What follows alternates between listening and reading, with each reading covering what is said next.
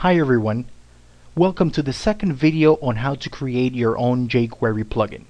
In the previous video, I left off explaining to you how to create the utility function or the property of the jQuery object that will become then the core of your jQuery plugin. You create the utility function like this, $ dot, you assign the name of the utility function, you attach a function like a delegate, like a pointer to this function, to that property, and then that property could be executed from outside after, of course, referring having a reference to your JS file, the one that contains your plugin. So I was explaining earlier that this ID, the one that has the button, when I click on the button, is actually tied to the control that I'm going to create as my plugin.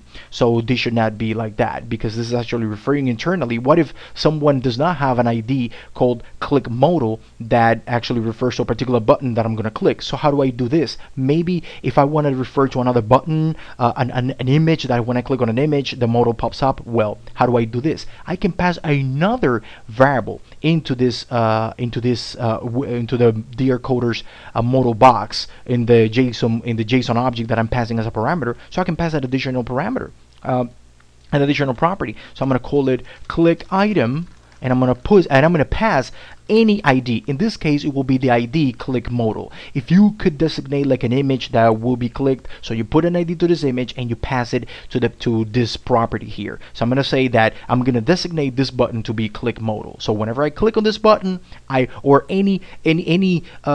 ID of the designated object that I'm going to click on, that's when the modal window is going to show up. So I'm going to say that is click modal. So right now I think I'm all set. Now I have to go to the other end and also do this thing. So going back to my to the jQuery plugin, here I have click modal. I cannot have this. What I'm going to do, I'm going to consume the property that I passed through my settings. I'm going to call it click object equals settings dot click item. Let's make sure that it's the same name. So I say click item, and I'm gonna say settings dot click item, and that's exactly what I'm going to consume on this end. So the click object is actually the ID of that object that I designated to be the clickable item. So I'm gonna put it right here. So whenever I click, whenever a jQuery finds that ID, it will attach the clicking functionality to it, and then it will just fade in the modal for us. So this way, I think we ensure a better, a loosely coupled design in our jQuery, in the creation of a jQuery plugin. So coming back over here to index, what we need to do now is just drag the CSS that contains all my styles, that will position, that will put the overlay, that will repeat the background image and make the overlay over the top, over the whole page. It will put the top image, the repeat image, the close button, the bottom image, and it will make it look like a nice modal window. And then it's just going to display it for us. So why don't we just take this for a test? Let's just run it. I'm going to browse with I'm going to designate Firefox as my default browser, and I'm going to browse. Why don't we take a look? And then if I click on this, then I should be able to get the plugin should be running. So if I just as you can see, the cursor pointer style was designated on the close button. If I close, it just fades out. If I click on the button, it fades in. So let's continue with this. As you can see, the decoder's modal box was passed a JSON object, an object with a JSON format, in which I passed these three variables, these three properties within my object. Then this object actually consumed this information and displayed it over here.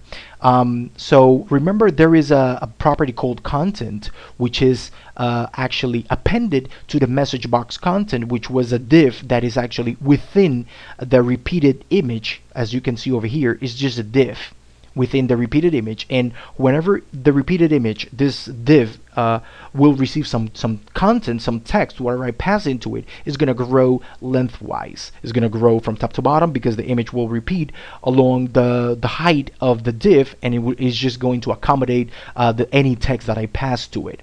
So what am I gonna do? I'm gonna pass some text in here. As you can see, content hello. This is the text that I'm passing, and then I should be able to pick it up on the other end. Why don't we try something else? Let's try to pass like some HTML markup into it. So I'll say hello.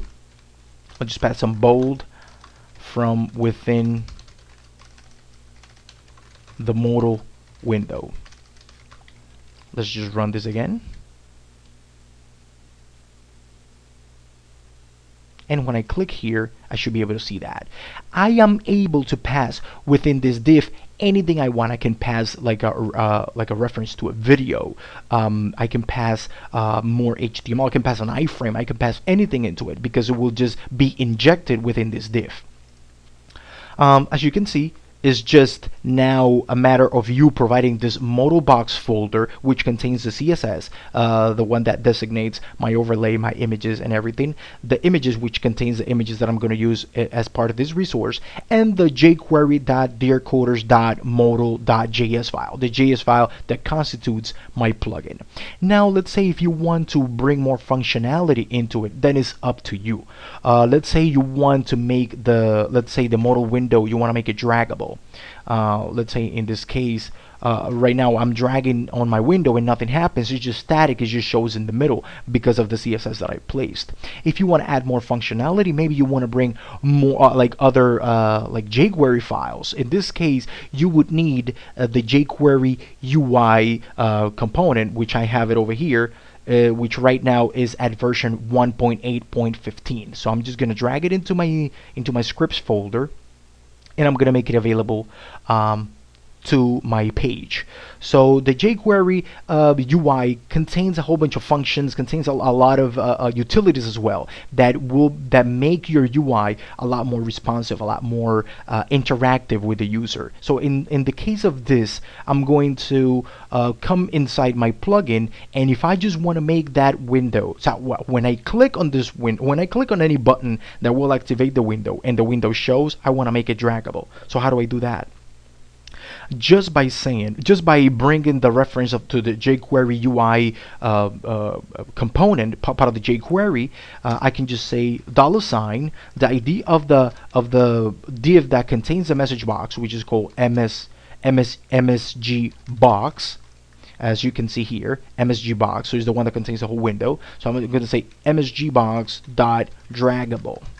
By just making it draggable, that is a function that is available within the jQuery jQuery UI plugin that I just brought in, and is available for me just by attaching that function into that by calling that function on this ID, on this object that I found. So why don't we try this? I execute this, and by just clicking on the window and making it draggable, I should be able to drag. As you can see, I can just drag it around just because I made it draggable.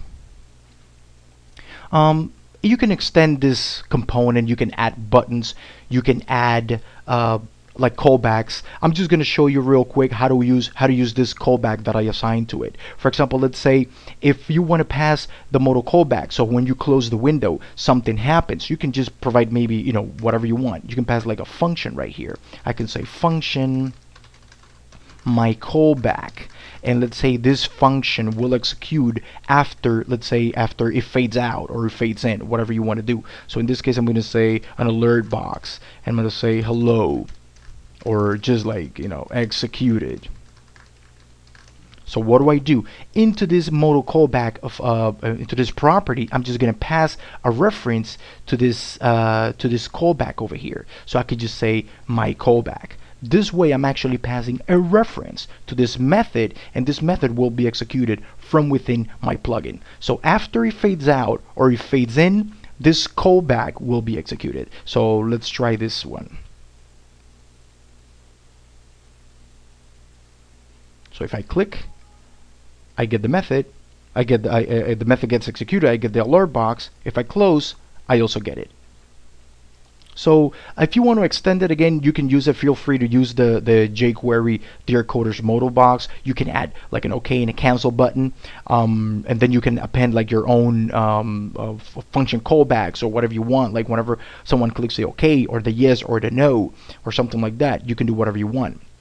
But this is a really good way of extending your own libraries. Be creative, collaborate with the community, just brag about your jQuery plugins, so you can do this. So thank you very much for giving me the opportunity of showing you how to create your own jQuery plugins.